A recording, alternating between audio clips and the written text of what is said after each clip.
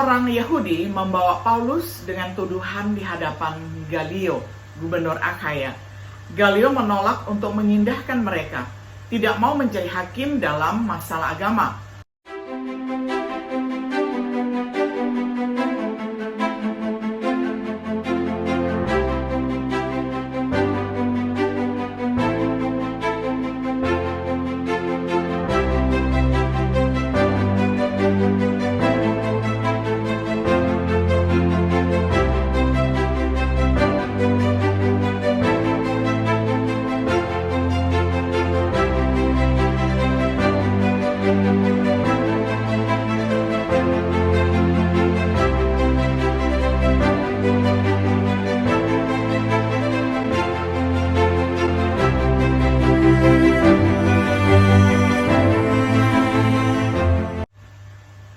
Shalom, sahabat Biblika yang dikasihi oleh Tuhan. Sungguh senang kita dapat berjumpa kembali di dalam acara refleksi sahabat Biblika. Pada hari ini kita tiba pada episode yang ke-52 di dalam serial pembahasan Kitab Kisah Para Rasul dengan tema Pelayanan Paulus di Korintus. Saya akan bacakan firman Tuhan untuk kita semuanya dari Kitab Kisah Para Rasul pasal 18 ayat 1 hingga ayat yang ke-18 dalam terjemahan sederhana Indonesia. Sesudah itu Paulus meninggalkan kota Athena dan pergi ke Korintus. Di sana dia bertemu dengan Aquila, seorang Yahudi dari provinsi Pontus. Dia bersama istrinya Priscilla belum lama datang dari Italia, karena Claudius, raja tertinggi kerajaan Romawi, sudah memerintahkan bahwa semua orang Yahudi harus meninggalkan Roma. Dan karena Paulus mempunyai pekerjaan yang sama dengan mereka, yaitu membuat tenda, dia pun tinggal dan bekerja bersama mereka berdua. Setiap hari Sabat, Paulus pergi ke rumah pertemuan orang Yahudi dan berbicara dengan semua yang hadir di situ, baik orang Yahudi maupun orang Yunani yang memeluk agama Yahudi. Dia berusaha meyakinkan mereka supaya percaya kepada Yesus. Tetapi ketika Silas dan Timotius datang dari Makedonia, Paulus merasa dipanggil oleh Roh Kudus untuk mengajarkan berita keselamatan kepada semua pemeluk agama Yahudi itu. Dia semakin berusaha meyakinkan mereka bahwa Yesus adalah Kristus yang sudah dijanjikan Allah. Tetapi ketika sebagian dari mereka menentang dan menghina Paulus, dia mengibaskan debu dari jubahnya dan berkata kepada mereka, "Kalian sendiri yang akan menanggung hukuman Allah, bukan saya. Mulai sekarang, saya akan pergi memberitakan kabar keselamatan kepada bangsa-bangsa yang bukan Yahudi." Jadi Paulus meninggalkan rumah pertemuan itu dan masuk ke rumah Justus, tepat di sebelah rumah pertemuan itu. Justus adalah seorang bukan Yahudi yang sudah menjadi penyembah Allah. Crispus, kepala rumah pertemuan itu, bersama semua orang serumahnya juga percaya kepada Tuhan Yesus. Banyak juga orang lain di Korintus yang menjadi percaya setelah mendengar pengajaran Paulus, dan mereka semua dibaptis. Suatu malam, Tuhan berkata kepada Paulus dalam sebuah penglihatan, "Jangan takut, tetaplah mengajar dengan berani, dan jangan berdiam diri. Karena aku sudah memilih banyak orang di kota ini untuk menjadi umatku. Tidak ada yang akan mencelakaimu, karena aku menyertai kamu." Maka Paulus tinggal di sana dan terus mengajarkan berita keselamatan selama 1,5 tahun. Tetapi pada waktu Galio menjabat sebagai gubernur provinsi Akhaya, orang-orang Yahudi bersatu melawan Paulus. Mereka menangkap dan membawanya ke hadapan Galio untuk diadili. Mereka menuduh dia dengan berkata, "Orang ini mengajarkan agama baru yang berlawanan dengan hukum Taurat kami." Begitu Paulus mau berbicara, Galio menjawab mereka, "Kalau kalian orang Yahudi melaporkan dia karena berbuat kesalahan atau suatu kejahatan, saya akan bersabar mendengarkan kalian. Tetapi kalau pengaduan kalian hanyalah soal kata-kata dan nama-nama dalam hukum agama Yahudi, uruslah hal itu sendiri. Saya menolak menjadi hakim untuk hal-hal yang seperti itu. Lalu Galio memerintahkan para tentaranya untuk mengusir mereka dari ruang pengadilan.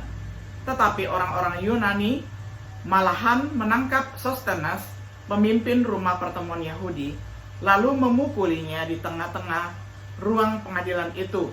Namun Galio sama sekali tidak mau peduli. Sesudah itu Paulus masih tinggal beberapa bulan lagi di Korintus. Lalu dia pamit kepada saudara-saudari seiman dan berlayar ke provinsi Syria bersama Priscilla dan Aquila. Sewaktu kapal mereka singgah di kota pelabuhan Kenkrea, Paulus mencukur rambutnya sesuai adat Yahudi mengenai perjanjian dengan Tuhan. Sampai sedemikian jauh pembacaan firman Tuhan dari Kisah Para Rasul pasal 18 ayat yang pertama hingga ayatnya yang ke-18. Sahabat Biblika yang dikasihi oleh Tuhan, setelah waktunya yang terbatas di Athena, Paulus pergi ke Korintus, pusat ekonomi Yunani, juga dikenal karena amoralitasnya. Itu menjadi fokus penting dari pelayanan Paulus sebagai rasul. Sebuah gereja terkenal didirikan. Jemaat penerima setidaknya 2 surat oleh Paulus. Pelayanan Paulus di Korintus berlangsung selama 1,5 tahun, melibatkan pekerjaannya sebagai pembuat tenda dan mengajar di sinagoge setempat. Mempertobatkan banyak orang Korintus, termasuk kepala sinagoge atau kepala rumah ibadat Yahudi. Perlindungan pemeliharaannya oleh Tuhan. Dia menulis 2 surat kepada gereja di Tesalonika. Pelayanannya di Korintus sebagaimana dicatat oleh Lukas di dalam Kisah Para Rasul 18 ayat 1 sampai 18. Kita mulai dengan mengamati. Yang pertama, kedatangan Paulus di Korintus. Dia tinggal bersama Aquila dan Priscilla. Dia menemukan pasangan ini yang telah diusir dari Roma. Pasangan suami dan istri yang kemudian mempertobatkan Apolos.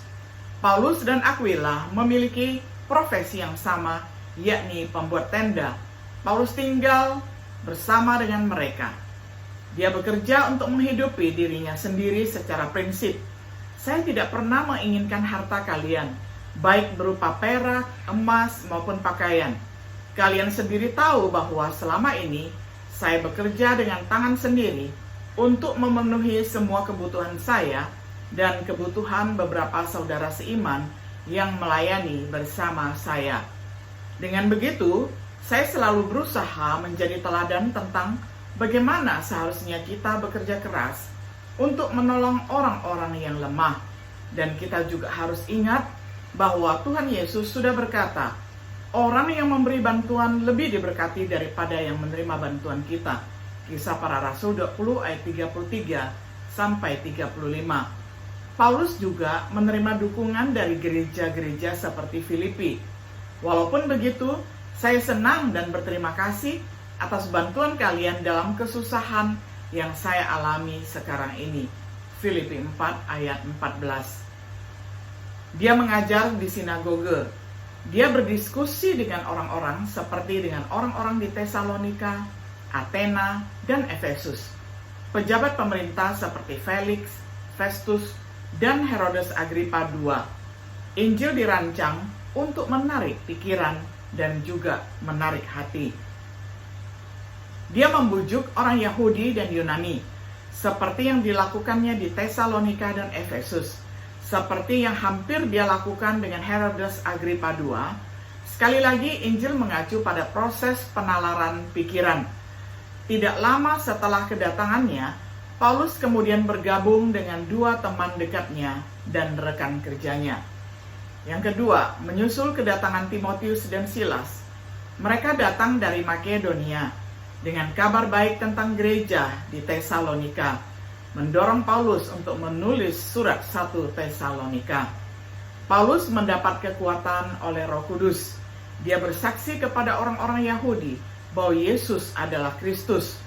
Kesaksian semacam ini memungkinkan besar terlibat di dalamnya pemberitaan tentang nubuatan mesianik dari Perjanjian Lama, kesaksian saksi matanya sendiri sebagai seorang rasul yang bertemu dengan Yesus di jalan menuju ke Damsyik.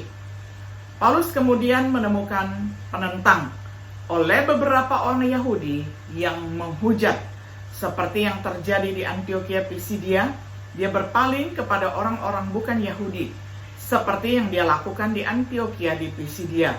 Di Korintus, dia hanya perlu pergi ke sebelah, yakni ke rumah Yustus. Namun Injil menghasilkan buah. Kristus, kepala sinagoge, percaya kepada Tuhan dengan seisi rumahnya, yang secara pribadi dibaptis oleh Paulus. Banyak orang Korintus mendengar, percaya, dan dibaptis, sama seperti yang ada di Yerusalem dan Samaria. Masalah kemudian membuat Paulus bersyukur dia sendiri telah membaptis sedikit. Di tengah pertentangan, Paulus dan rekan-rekannya menemukan keberhasilan dalam memberitakan Injil. Dia kemudian menerima konfirmasi yang membesarkan hati dari Tuhan, yang menyebabkan dia tinggal lama di Korintus. Yang ketiga, 18 bulan di Korintus diperbolehkan oleh Tuhan. Dalam sebuah penglihatan, diberitahu untuk tidak takut atau tetap diam, karena aku sudah memilih banyak orang di kota ini untuk menjadi umatku. Tidak ada yang akan mencelakaimu, karena aku menyertai kamu. Demikianlah pesan Tuhan di dalam penglihatannya kepada Rasul Paulus. Sebagian besar memahami ini untuk merujuk pada prapengetahuan ilahi untuk keberhasilan Injil, bahwa Tuhan tahu ada banyak jiwa yang akan menaati Injil. Tapi itu mungkin merujuk pada mengapa tidak ada yang akan menyakitinya, karena ada pejabat seperti Galio. Jadi Paulus tinggal 1 tahun 6 bulan. Selama itu ia menulis surat Tesalonika yang kedua. Dibela oleh gubernur. Orang-orang Yahudi membawa Paulus dengan tuduhan di hadapan Galio, gubernur Akhaya. Galio menolak untuk menyindahkan mereka, tidak mau menjadi hakim dalam masalah agama. Orang Yunani mengalahkan Sostenes, kepala sinagoge, yang diabaikan oleh Galio. Jadi Paulus tinggal di Korintus untuk waktu yang lama. Sebagai kesimpulan, dalam pelayanan Paulus di Korintus, kita melihat dedikasi dan metodologinya sebagai pengkhotbah Injil. Tanggapan orang-orang yang mendengar Injil, mereka percaya dan dibaptis. Dari hal tersebut, semoga ada hal yang bisa kita pelajari. Apakah kita adalah hamba Tuhan seperti Paulus dan rekan-rekannya, atau mereka yang ingin belajar kebenaran tentang bagaimana diselamatkan? Sahabat Biblika yang dikasihi oleh Tuhan, kiranya siapapun kita, baik sebagai pemberita Injil maupun sebagai orang yang mendengarkan Injil, kita boleh mengambil keputusan yang paling bijaksana seperti yang Tuhan kehendaki. Kiranya Tuhan Yesus memberkati, menyertai, dan senantiasa menguatkan kita semuanya. Shalom.